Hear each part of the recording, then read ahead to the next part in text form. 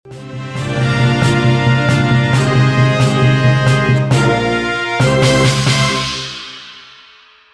Staf Kepresidenan Muldoko mengecam tindak kekerasan yang dilakukan oleh dua anggota polisi militer TNI Angkatan Udara Pomau, terhadap seorang penyandang disabilitas di Merauke, Papua.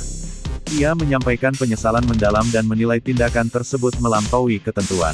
Tindakan yang dilakukan oleh kedua aparat tersebut sangat eksesif, di luar standar dan prosedur yang berlaku, demikian dikutip dari siaran pers Muldoko, Rabu, tanggal 28 Juli tahun 2021.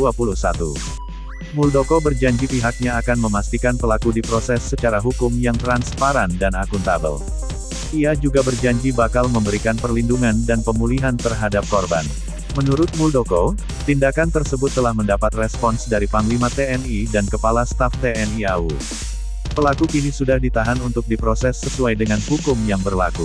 KSP mengajak seluruh lapisan masyarakat untuk mendukung dan mempercayakan proses penegakan hukum serta mengawasi proses tersebut, ujarnya.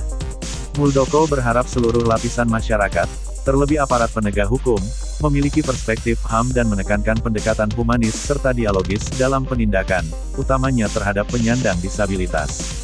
Hal itu sebagaimana arahan Presiden Joko Widodo dan sesuai dengan Undang-Undang Nomor 39 Tahun 1999 tentang HAM, Undang-Undang Nomor 8 Tahun 2016 tentang penyandang disabilitas, serta Peraturan Pemerintah Nomor 39 Tahun 2020 tentang akomodasi yang layak bagi penyandang disabilitas dalam proses peradilan.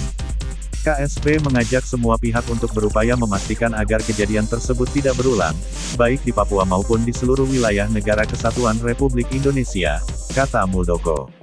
Adapun tindak kekerasan yang dilakukan oleh dua anggota polisi militer di Pangkalan TNI Angkatan Udara JA di Muara Merauke terhadap seorang penyandang disabilitas di Merauke itu viral melalui rekaman video yang beredar di sosial media, Selasa, tanggal 27 Juli tahun 2021.